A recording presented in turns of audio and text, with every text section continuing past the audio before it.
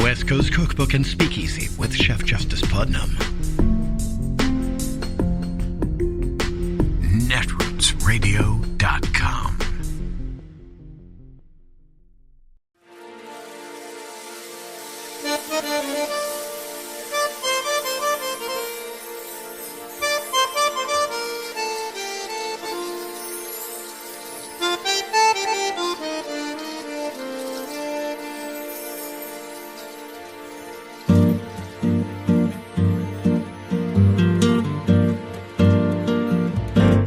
Je voudrais du soleil vert, des dentelles et des théières, des photos de bord de mer, dans mon jardin d'hiver.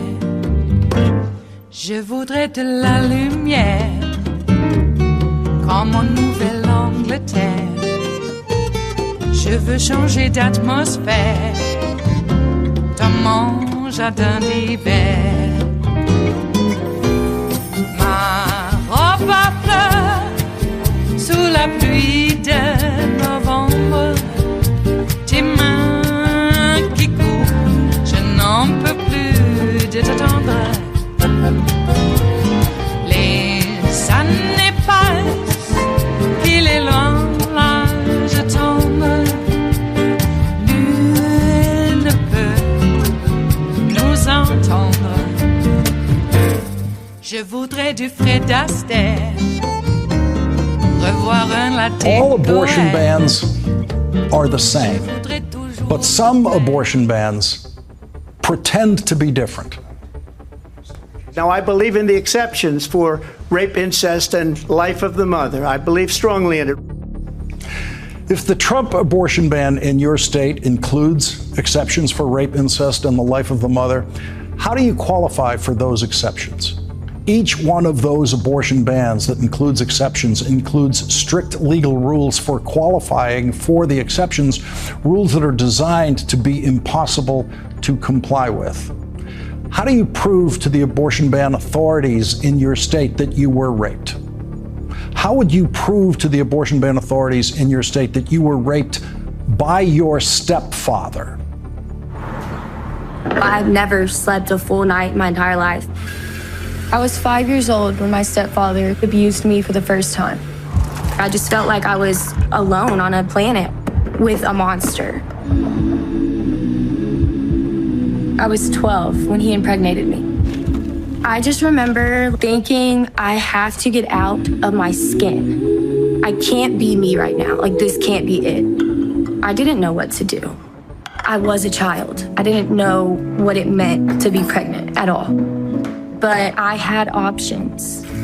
Because Donald Trump overturned Roe v. Wade, girls and women all over the country have lost the right to choose, even for rape or incest.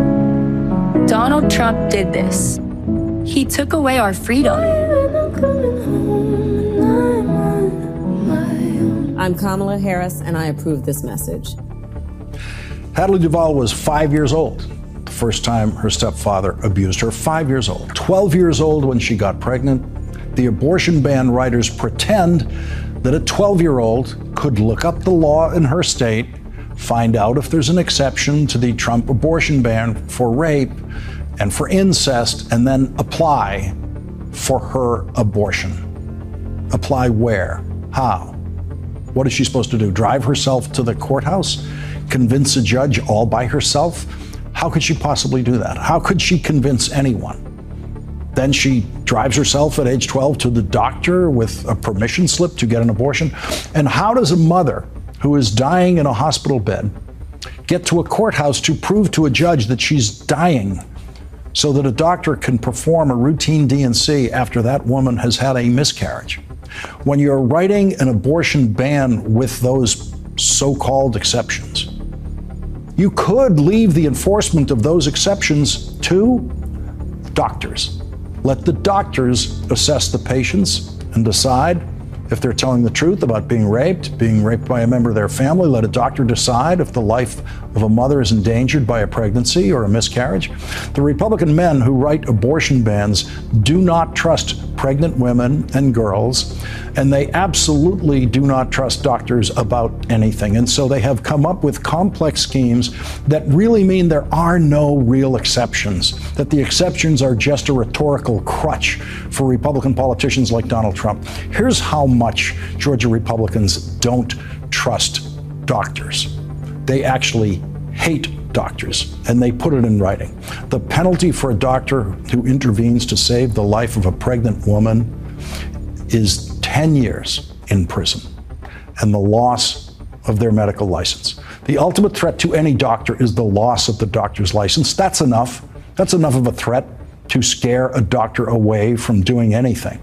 That penalty, the loss of a medical license, plus 10 years in prison, shows you that Georgia Republicans are trying to terrify doctors and nurses into never trying to serve any kind of medical procedures under these so-called exceptions. The way Georgia doctors and nurses read that law, they were compelled, according to important reporting in ProPublica, to just watch as Amber Nicole Thurman's infection spread after she took an abortion pill that induced a miscarriage. Those doctors felt legally compelled to just watch as her blood pressure dropped.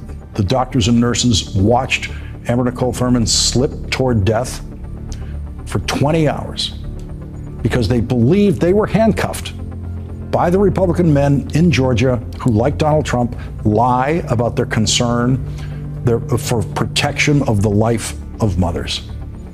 As reported here last night, Amber Nicole Thurman died on the operating table after spending those 20 hours worrying about what would happen to her 6-year-old son. As she felt herself dying, that little boy will someday know the full story of how his mother died and who is responsible, beginning with George W. Bush, who appointed Samuel Alito and John Roberts to the Supreme Court, and Donald Trump, who appointed Neil Gorsuch and Brett Kavanaugh and Amy Coney Barrett to the Supreme Court. Donald Trump forgot to tell his Supreme Court justices when he interviewed them for the job that he believes strongly in abortion ban exceptions for rape, incest, and the life of the mother, because those judges forgot to put that in their Supreme Court decision that said Georgia politicians and politicians in any state can do whatever they want to any woman like Amber Nicole Thurman, whatever they want. Republican men in state legislatures and governor's offices can put pregnant women or women trying to recover from a natural miscarriage through any torture they want. That's what the Supreme Court said they can do. The Supreme Court, thanks to George W. Bush and Donald Trump, said that little girls raped by their fathers or their uncles or their babysitters or their stepfathers can be abused by Republican men in state legislatures and Republican governors. Because yes, it is indeed child abuse when Republican men put up qualifying roadblocks that are impossible to get through for a 10-year-old girl to have an abortion to relieve that girl of her rapist's baby. No one in the Republican Party apologized to the 10-year-old girl who had to leave Ohio to get an abortion. There are Republicans who want every rape baby to be born, no matter what the victim of that rape wants or needs to survive. The exceptions are a lie. The Republican legislators who write those fake exceptions in their abortion bans are lying in legislative language. They are abusers of rape victims, second only to the rapists themselves. They are abusers of incest victims. They are abusers of mothers who try to cling to life in hospital beds where Republican politicians have removed the healing tools from the doctor's hands. The only reason we know about Amber Thurman is because the Georgia Department of Health automatically tracks maternal health through the Georgia Maternal Mortality Review Committee. Not every state automatically investigates maternal death, but Georgia does. And that committee found that Amber Nicole Thurman was killed by the law written by the Republican men of the Georgia legislature. The committee didn't put it that way, of course, not in those words, but the committee of doctors did say that she died because her treatment was delayed for 20 hours. It is the law, the Republican law, that delayed her treatment. It was the Republican law that killed her, the law that was possible only because George W. Bush and Donald Trump's appointees to the United States Supreme Court allowed that law to go into writing. They are responsible for another death now, according to reporting by ProPublica today. Candy Miller was 41 years old. She was a mother of 3. By the time she was 41, she had lupus, diabetes, and hypertension. Pregnancy can pose life-threatening risks to lupus patients. Because Candy Miller was living under the Georgia abortion ban, she didn't even consult with a doctor when she ordered abortion pills online from India to terminate her risky, unplanned pregnancy. After taking the abortion pill, which induced a miscarriage, Candy Miller was in intense pain for days, but she never contacted a doctor. Her son, Christian, told ProPublica why. If you get caught trying to do anything to get rid of the baby, you get jail time for that, he said. The Republican men in the Georgia legislature wrote the fear of prison into their law, a fear shared by people who have not read the details of that law, who have not read what the exceptions might be that they might qualify for, but they do correctly know that there is prison written into that law, because that's how much the Republican men of the Georgia legislature want to police the bodies of women in Georgia and police the conduct of doctors and nurses. In the days after her miscarriage, Candy Miller took painkillers to try to stop her excruciating pain. The maternal death rate for mothers with lupus is 20 times higher than mothers without lupus. 20 times higher was a chance Candy Miller didn't want to take. But that would not have qualified as an exception under Georgia's fake life of the mother exception. ProPublica surveyed dozens of doctors in 9 states with abortion bans. None of their hospitals approve abortions for women with high-risk complications like lupus or diabetes unless the patient is already deteriorating and the issue is urgent. Candy Miller died on November 12th, 2022. ProPublica writes, her husband found her unresponsive in bed, her 3-year-old daughter at her side. An autopsy found that the painkillers she took included fentanyl. Her sister said, quote, she was trying to terminate the pregnancy, not terminate herself. ProPublica reports that the state committee of experts in maternal health, quote, decided it was preventable and blamed the state's abortion ban, according to members who spoke to ProPublica on the condition of anonymity. Candy Miller and Amber Thurman died in 2022. The investigations of their deaths were just completed. We're now 2 years later. That's how long it takes from the time of the death to release the information by the investigators about that death. That means there are likely many, many more women in Georgia who have already died, already been killed by the Republican men of the Georgia legislature, but have not yet been reported. The Georgia abortion ban went into effect after the Supreme Court made that possible on July 20th, 2022, and women began dying immediately, according to these reports coming out now. How many died in 2023? We have no idea. It will probably be a larger number than in 2022. How many died in 2024? We won't know probably until 2026. The martyrs persecuted to death by George W. Bush and Donald Trump and the Supreme Court and the Republican legislators are dying in silence. Some of them will speak to us 2 years later from the grave about what happened to them, because their deaths are being investigated very slowly. Those martyrs, like martyrs before them throughout the ages, can change the course of history. Ours is a fight for the future, and it is a fight for freedom. The freedom to vote, the freedom to be safe from gun violence, the freedom to live without fear of bigotry and hate, the freedom to love who you love openly and with pride, and the freedom of a woman to make decisions about her own body and not have her government telling her what to do. And understand on that last point how we got here. Everyone here knows. Donald Trump hand-selected 3 members of the United States Supreme Court with the intention that they would do just what they did, which is to overturn the protections of Roe v. Wade. And now in more than 20 states we have a Trump abortion ban, which criminalized healthcare providers. In one state, providing prison for life. You guys may have heard the story, many here, about the stories about the horrendous, most recent stories about what happened in Georgia. Many of these Trump abortion bans that make no exception for rape or incest, it's immoral. It's immoral. And today, 40% of Latinas in America live in a state with a Trump abortion ban. So imagine if she is a working woman. Understand that the majority of women who seek abortion care are mothers.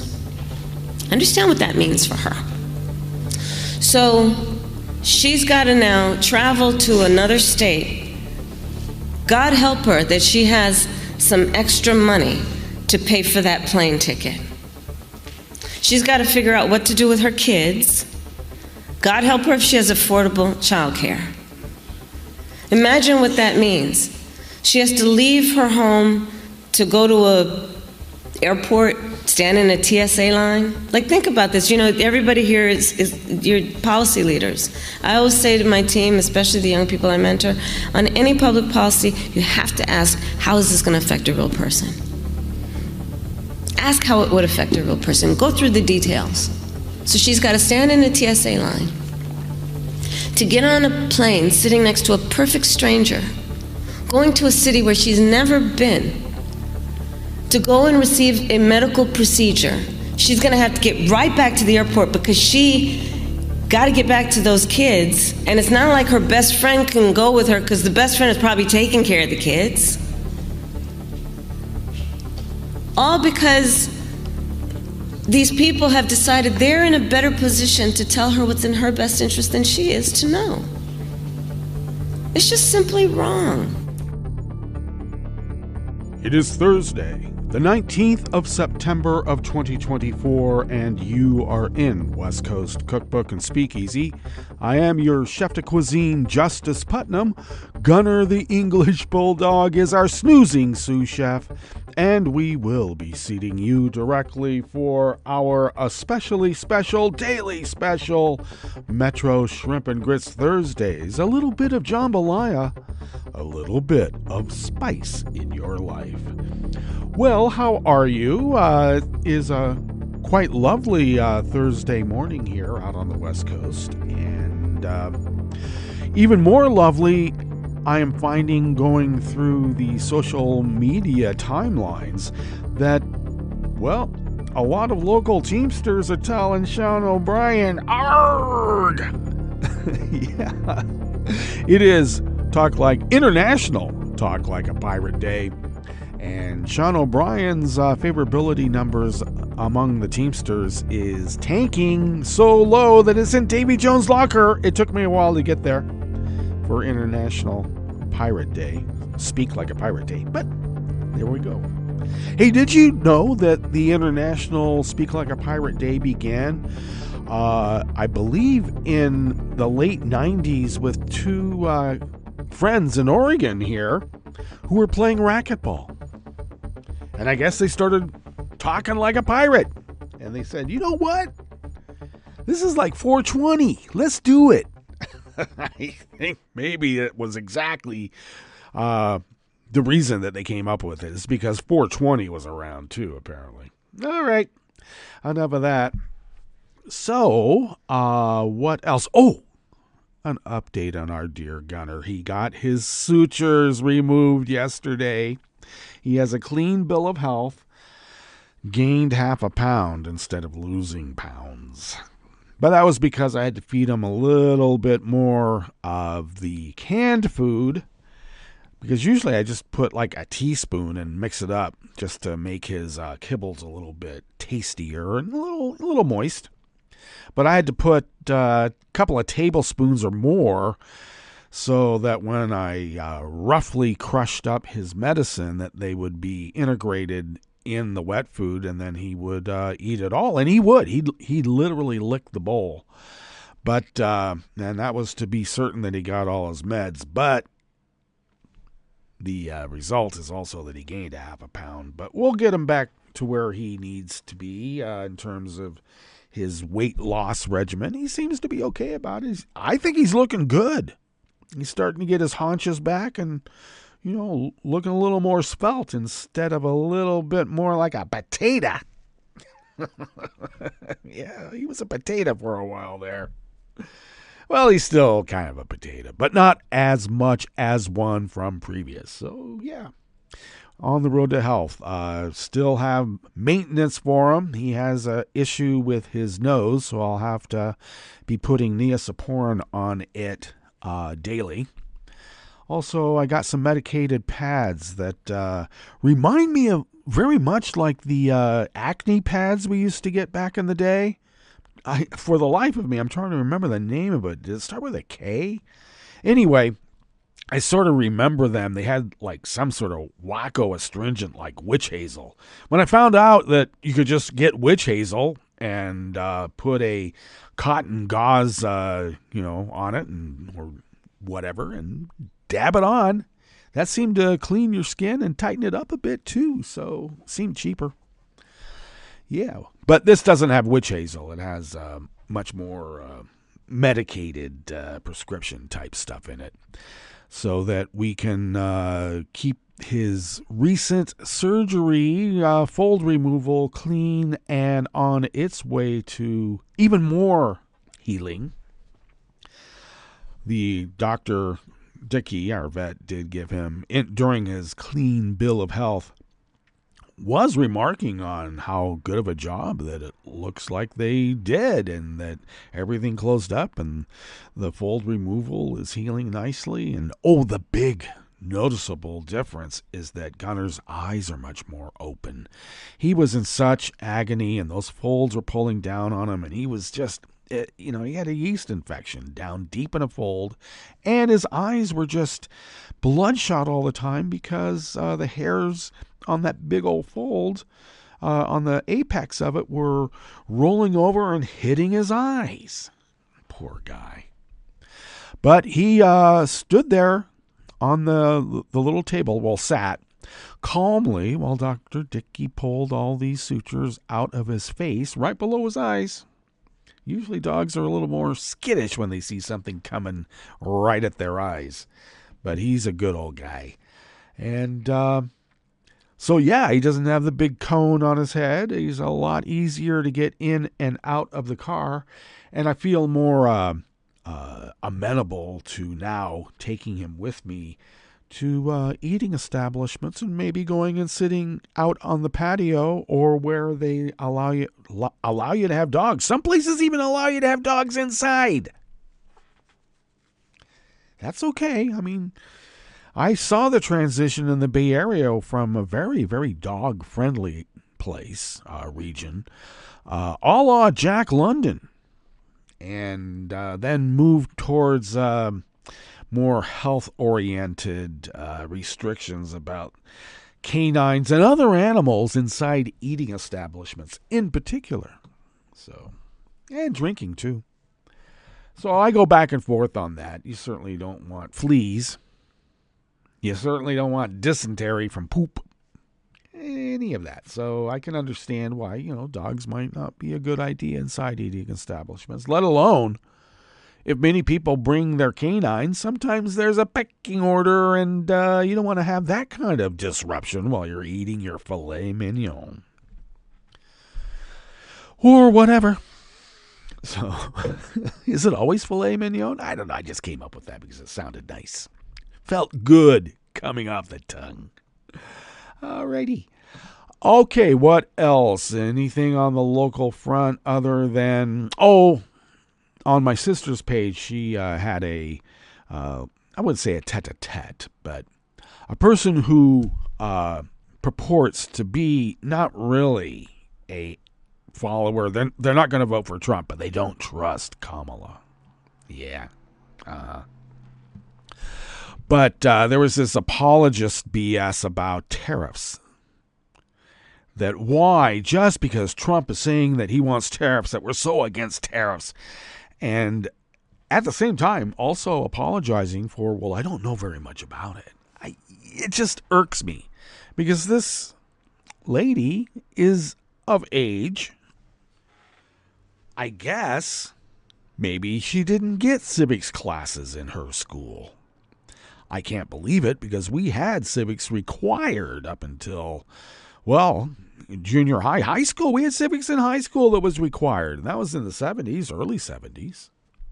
But we learned about tariffs in 7th grade. And why we used them in the very beginning, because we were not only an emerging nation, we were, pretty dependent on other countries for our economy. And when you want to grow your own manufacturing base, tariffs at that time were the only way to raise revenue. There were no taxes then. There was no income tax, federal income tax. There was none of that. But what tariffs have done, and this is like what's so maddening, what tariffs have done is that it's always a disregarding of the fact by those who advocate tariffs. They always disregard what would happen.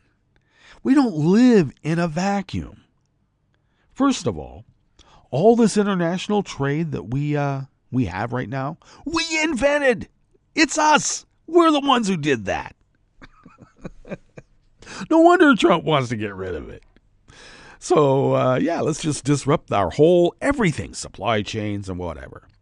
But what happens is that you have trade wars. There are retaliations. You know, when you're telling people that you're going to put tariffs on products coming into the country, that is a sales tax. Why is that so hard to understand? When the oil companies are told that they got to, pay more for, whatever, royalties, they pass it on to the consumer. I mean, didn't anybody learn that in 6th grade? Jeez, or earlier?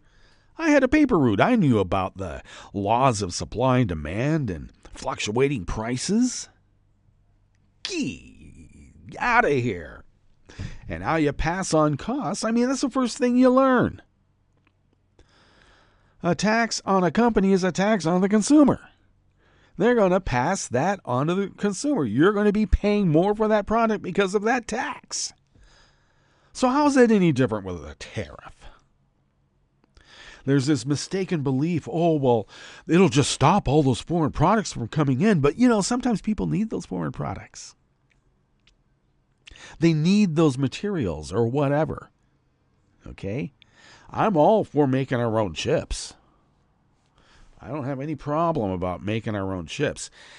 Once again, this issue of our manufacturing base declining and being destroyed. Those were Reagan policies. Excuse me. Jesus. He tanked the economy. So tariffs will cause inflation. How is that possible? Well, once again, when you're causing people to have to pay more, then those industries who might benefit by those price controls on imported goods raise their prices too. Pardon me. And then what about the retaliation? Then you have a trade war. Because it's not only products that we take in, it's products that we export. And I don't know how it is that this lady forgets from 4 years ago that our farmers had to be bailed out by just about the same amount of money that Trump was saying that he was bringing in on this great income revenue stream from tariffs. Because suddenly, farmers didn't have a market to sell their soybeans, etc., cotton, etc., rice, etc. So Trump turned them into a welfare class. Okay. What else did Republicans do in the midst of that? Oh, yeah, we're going to get rid of SNAP benefits so kids, won't become little welfare cheats.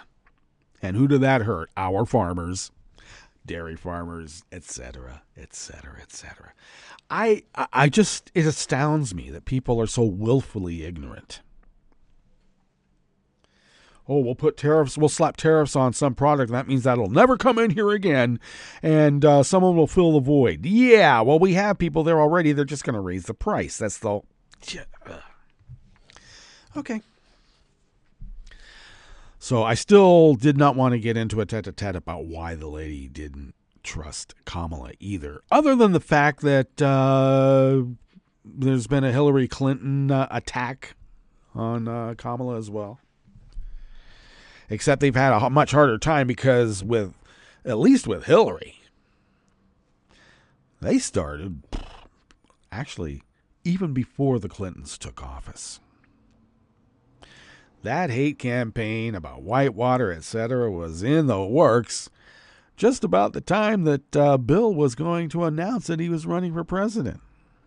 The good old boys knew what was up, and they put a plan in place to dirty him up. And in the process, dirty her up too. And it's been going on.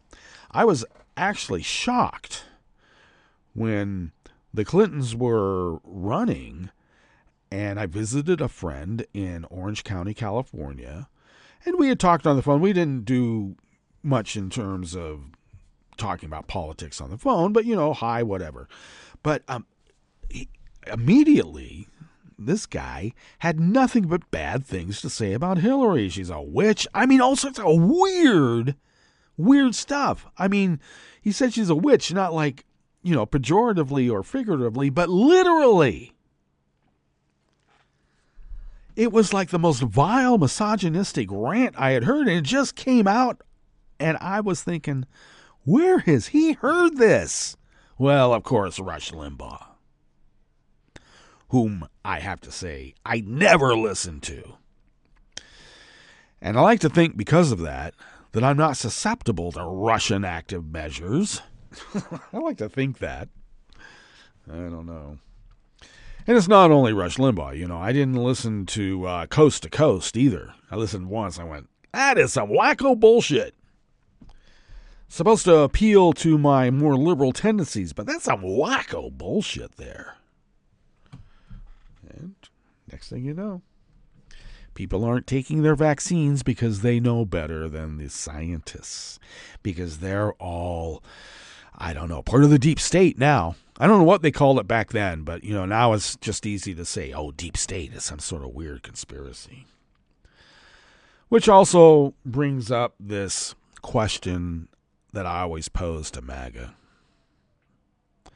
That you're saying that the FBI, the CIA, the EPA, police forces here across the country and everywhere around the world are in a conspiracy to take down Trump.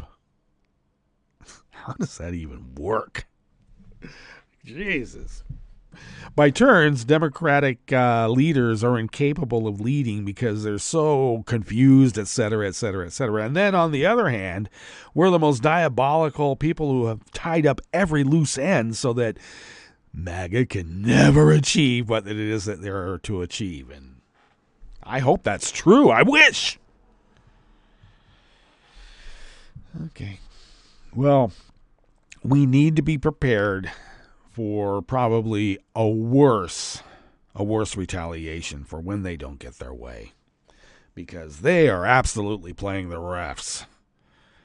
They cannot believe, as Trump said yesterday, I can't believe a woman is doing so well against me. Yeah, especially a black woman, right? Especially.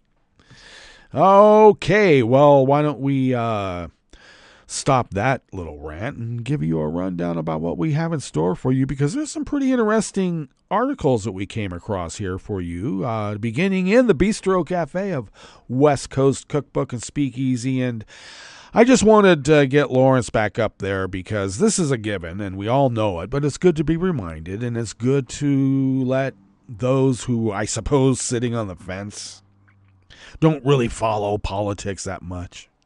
They need to know that Republican men who write abortion bans don't care about the life of the mother, and we're seeing the results of that right now. Hopefully, some people will wake up. We're not going to convince MAGA, okay? But there are those people who don't really pay attention too much until just about now. We need to let them know, so let's. Continuing here in the Bistro Cafe, Kentucky Governor Andy Beshear signed an executive order banning conversion therapy, and that's conversion therapy for minors, skirting the Republican-led legislature and setting up a likely legal challenge. Well, that's a given. The editor of the Haitian Times, along with scores of other prominent Haitians, have been the targets of police swatting attempts since Monday.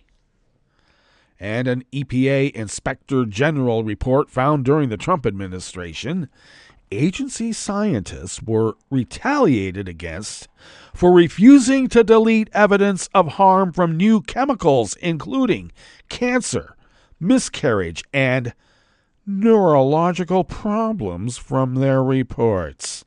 After the break, we move to the chef's table, where the DOJ indicted a Chinese national for a spear phishing campaign against NASA, the FAA, and the Air Force.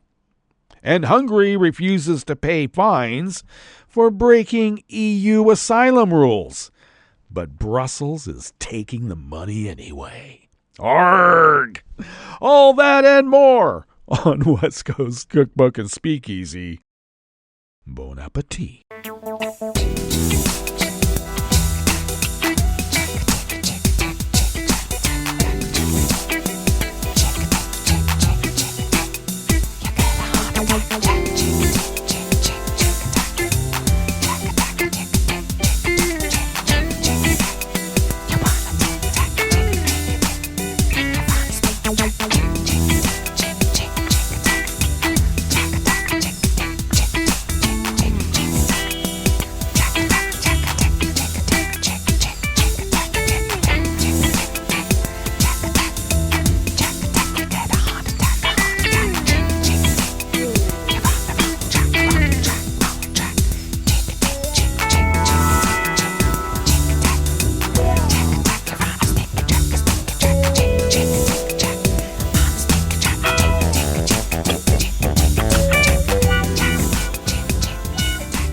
Remember to follow me at Justice Putnam on social media for quick access to the show notes and links diaries that are posted 10 minutes before showtime.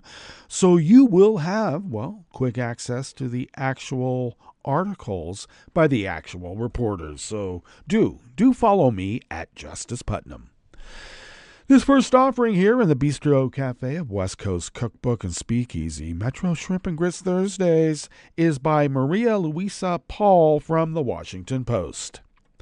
Kentucky Governor Andy Beshear, yesterday Wednesday, signed an executive order banning conversion therapy for minors, skirting the Republican-led state legislature and setting up a likely legal challenge.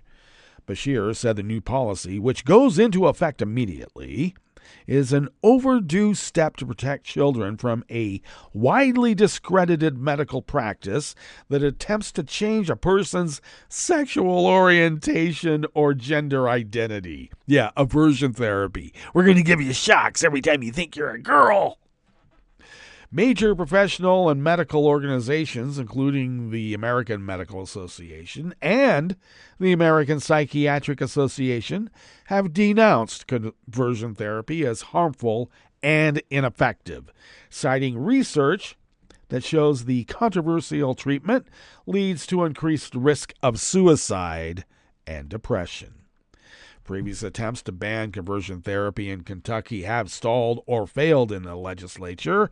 Opponents have argued that prohibiting the practice tramples parental rights and infringes on the freedom of speech. You're a little faggot. Rawr. Okay. A slew of legislatures yesterday, Wednesday, and conservative groups took aim at Beshear's use of his executive powers to override Kentucky's legislative branch, and some vowed to challenge the ban in court. State Senator Representative Josh Calloway, a repug, pledged on X to fight this with every fiber of my being.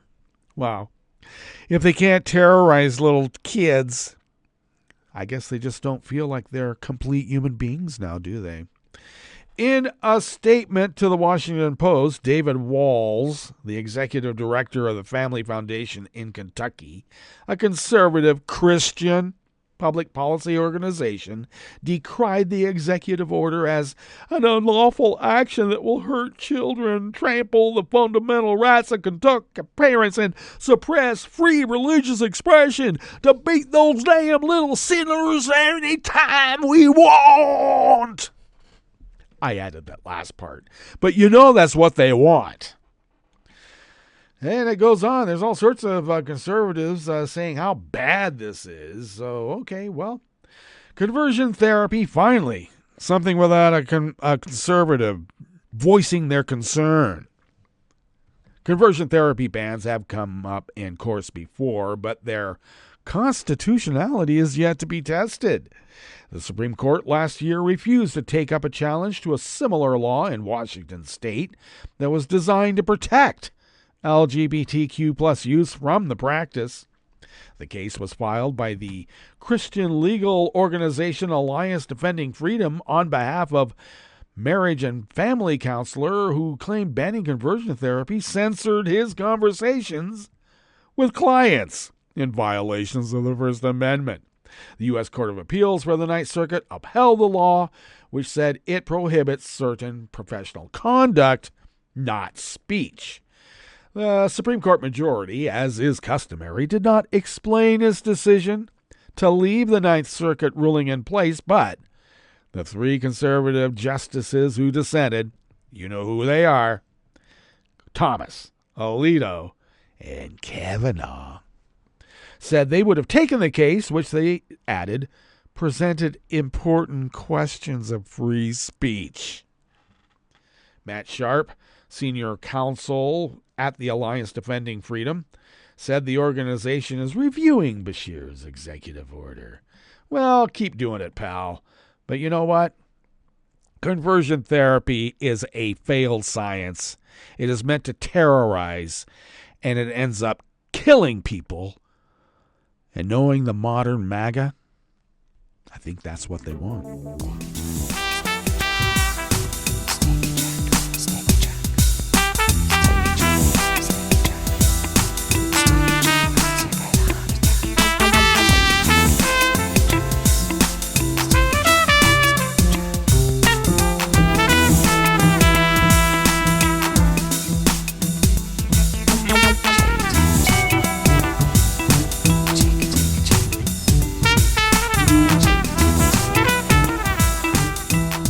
Sharon Lerner at ProPublica brings us this final offering here in the Bistro Cafe of West Coast Cookbook and Speakeasy. More than 3 years ago, a small group of government scientists came forward with disturbing allegations. During Trump's administration, they said, their managers at the EPA began pressuring them to make new chemicals they were vetting seem safer than they really were. They were encouraged to delete evidence of chemicals' harms, including cancer, miscarriage, and neurological problems from their reports. And in some cases, they said their managers deleted the information themselves. After the scientists pushed back, they received negative performance reviews, and 3 of them were removed from their positions in the EPA's Division of New Chemicals and reassigned to jobs elsewhere in the agency. Yesterday, Wednesday, the EPA Inspector General announced it had found that some of the treatment experienced by 3 of those scientists amounted to retaliation. 3 reports issued by the Inspector General confirmed that the scientists' negative performance reviews, as well as a reassignment and the denial of an award that can be used for cash or time off, were retaliatory. They also detailed personal attacks by supervisors who called them stupid, piranhas, and pot stirrers. The reports called on the EPA to take appropriate corrective action in response to the findings, and in one case, the Inspector General noted that supervisors who violate the Whistleblower Protection Act should be suspended for at least 3 days. Only 3 days. Well, that brings us to our break, which will be quite quick. And when we get back from that quick break, we will go through weather from around the world and finish up with the stories that we've curated for you today. You are listening to West Coast Cookbook and Speakeasy, and we will be right back. You are listening to netrootsradio.com. Please hang up and try again.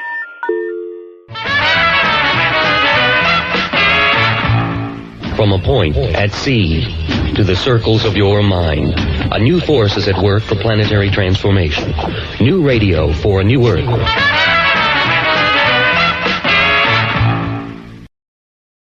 If you came across someone struggling with hunger, how would you recognize them? By their clothes, their age, the way they speak?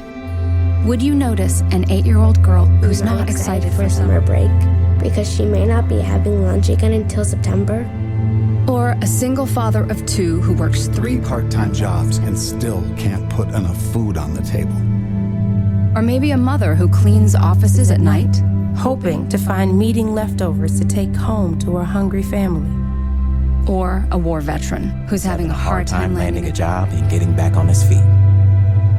I am the 1 in 8 Americans who struggle with hunger. People you pass by every day but never knew were hungry. I am hunger in America.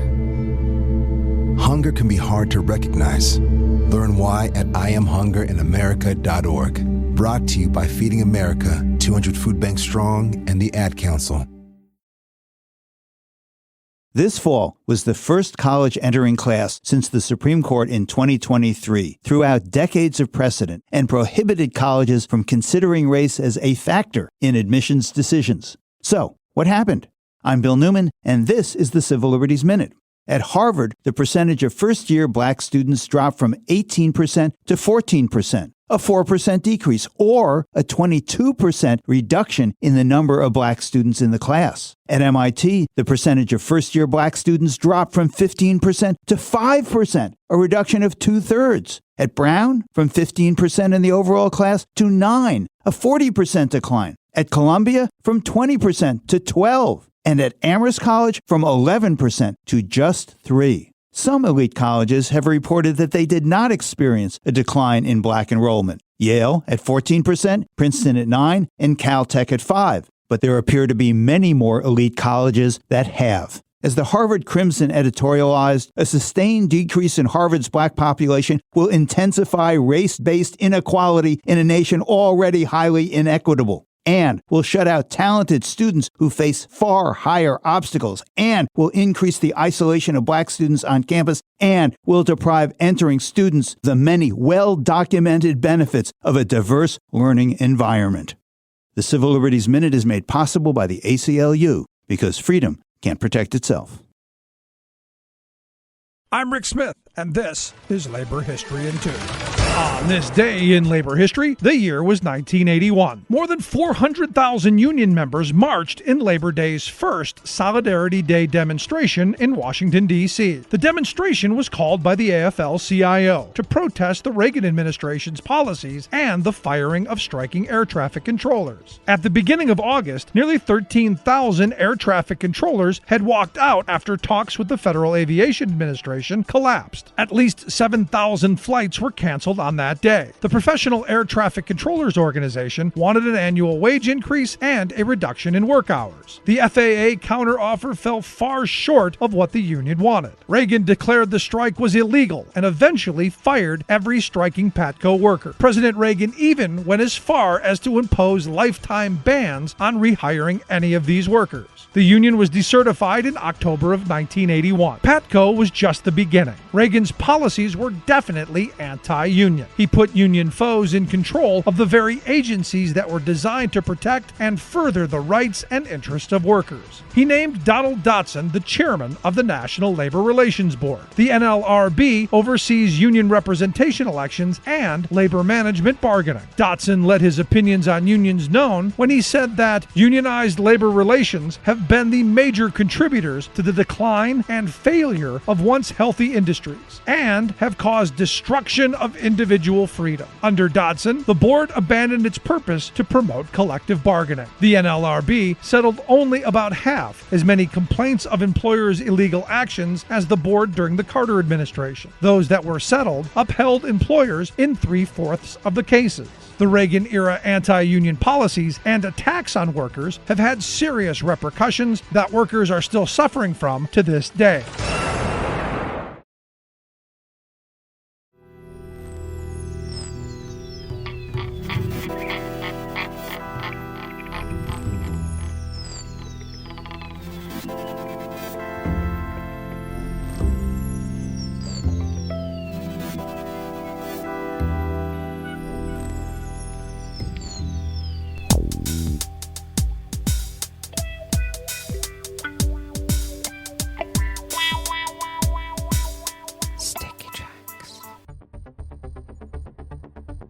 Thank you for accompanying us here to the Chef's Table at West Coast Cookbook and Speakeasy, Metro Shrimp and Grits Thursdays.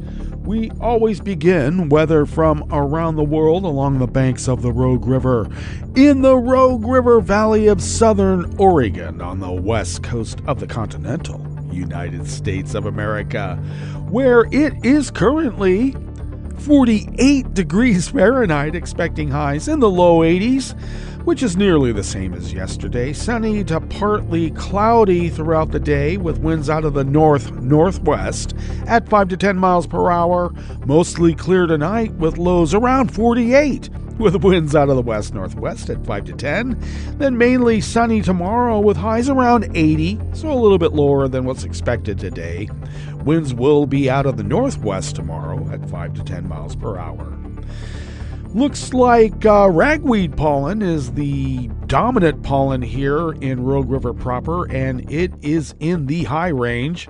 The air quality index for the region is in the good range at 15 parts per million, and the daytime UV index is moderate at level 2.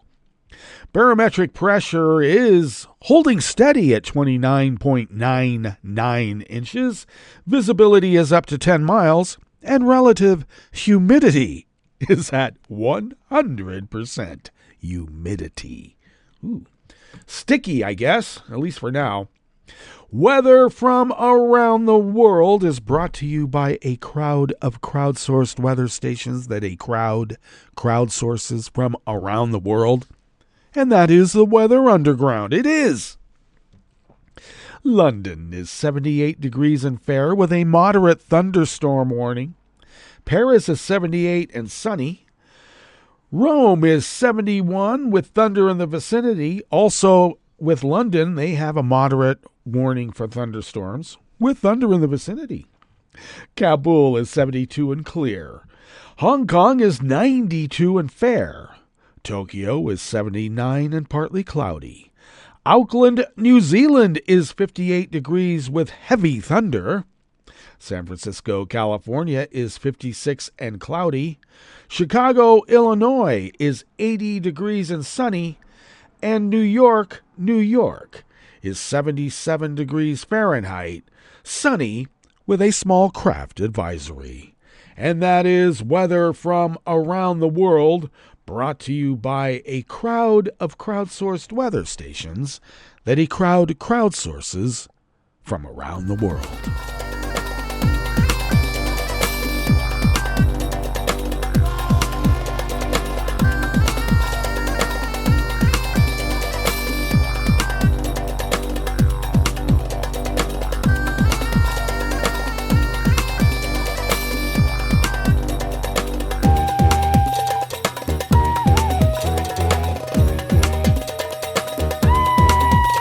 Jonathan Grieg at The Record brings us this first amuse-bouche. Here at the chef's table at West Coast Cookbook and Speakeasy, Metro Shrimp and Grits Thursdays. The Justice Department indicted a Chinese national for attempting to hack several aviation agencies across the U.S. government in order to steal software and code created by NASA and others. Song Wu, a 39-year-old engineer at Chinese state-owned aerospace and defense conglomerate Aviation Industry Corporation of China, is facing decades in prison on 14 counts of wire fraud and 14 counts of aggravated identity theft. AVIC, that's the Aviation Industry Corporation of China, is one of the largest defense contractors in the world, building both civilian and military aircrafts. The DOJ accused Song of launching a lengthy campaign of sending emails to employees of NASA, the U.S. Air Force, Navy, Army, and the Federal Aviation Administration, as well as officials at research universities in several states and aerospace companies. Song would send the emails pretending to be someone connected to the victim, either a relative, friend, or work colleague, asking that they send the software code or software he was after. Efforts to obtain our nation's valuable research software pose a grave threat to our national security, said U.S. Attorney Ryan Buchanan. Buchanan said Song's campaign lasted for years, and he created multiple accounts to impersonate people, successfully obtaining specialized, restricted, or proprietary software used for aerospace engineering and computational fluid dynamics. The software, created by NASA and officials at universities and private companies, had military and civilian uses and could be applied to the development of advanced tactical missiles and aerodynamic design and assessment of weapons, the officials said. The Justice Department did not name the software and did not say where Song is currently located. The FBI and NASA's Office of Inspector General are still investigating Song's actions. And the charges come after U.S. agencies warned of campaigns led by hackers to steal proprietary aerospace information from U.S. companies. U.S. security agencies reported last year that multiple nation-state hackers exploited 2 vulnerabilities to attack an undisclosed aerospace company. Several other countries have had nation-state attackers target their aerospace industry over the last year as well.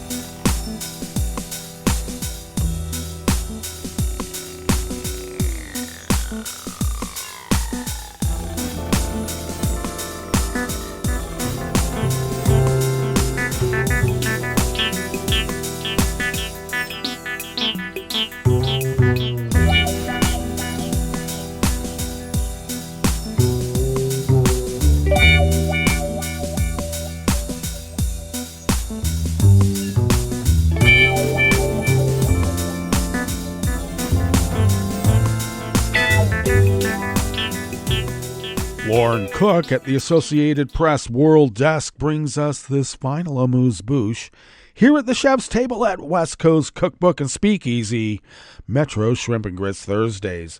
The European Union yesterday, Wednesday, began the process of clawing back hundreds of millions of euros in funds meant to go to Hungary after its anti-migrant government refused to pay a huge fine for breaking the bloc's asylum rules. In June, the EU's top court ordered Hungary to pay 200 million euros, which is the equivalent of $223 million U.S., for persistently depriving migrants of their right to apply for asylum. The court imposed an additional fine of 1 million euros every day it failed to comply. The European Court of Justice described Hungary's actions as an unprecedented and extremely serious infringement of European Union law. Hungarian Prime Minister Viktor Orban, Donald Trump's new and loving best friend, slammed the ruling as outrageous and unacceptable. The EU's executive branch, the European Commission, said that given Hungary's failure to pay or provide information about its intentions, Brussels is moving to what we call the offsetting procedure by taking money from common funds that would otherwise go to Budapest. So, what we are going to do now is to deduct the 200 million euro from upcoming payments from the EU budget towards Hungary, Commission spokesman Balazs Ujvari said. He said it would take time to identify which parts of Hungary's funding could be deducted. He said the Commission also has sent a first payment request on the daily fines amounting to the equivalent of $103 million US so far. Counting from receipt, the Hungarian authorities will have 45 days to make that payment. Well, we'll see. And that brings us to the end of our broadcast period for the day. But you do know Netroots Radio broadcasts on, and we will meet up here tomorrow for Blue Moon Spirits Fridays. So do stay tuned to Netroots Radio all day and all night for all the breaking news as it breaks. And we will meet up here tomorrow, right here in West Coast Cookbook and Speakeasy. Bon appetit.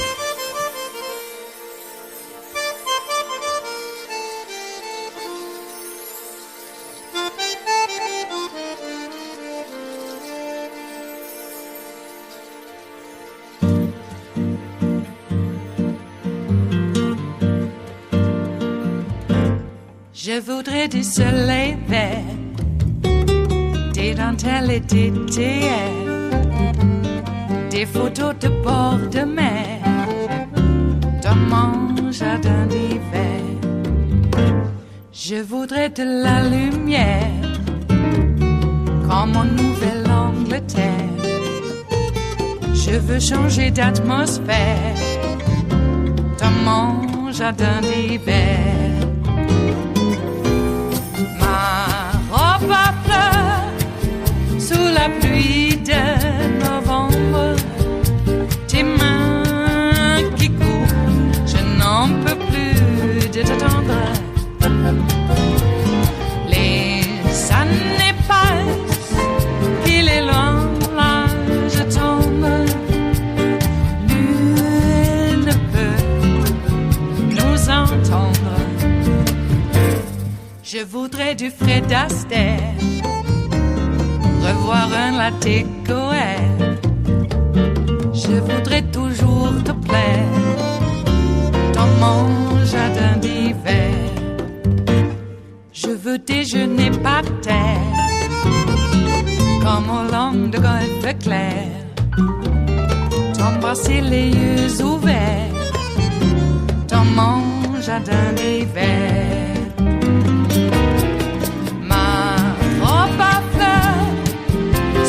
Pluie de novembre, tes mains qui courent, je n'en peux plus de t'attendre. Les années passent, il est loin, là je tombe. Nul ne peut nous entendre. Ba-da-da-dum-di-da-dum. Ba-da-da-dum-di-da-dum. Ba-da-da-dum-di-da-dum. Dans mon jardin d'hiver. Ba-da-da-dum-di-da-dum. Ba-da-da-dum-di-da-dum. Ba-da-da-dum-di-da-dum. Dans mon jardin d'hiver. Dans mon jardin d'hiver. Dans mon jardin d'hiver.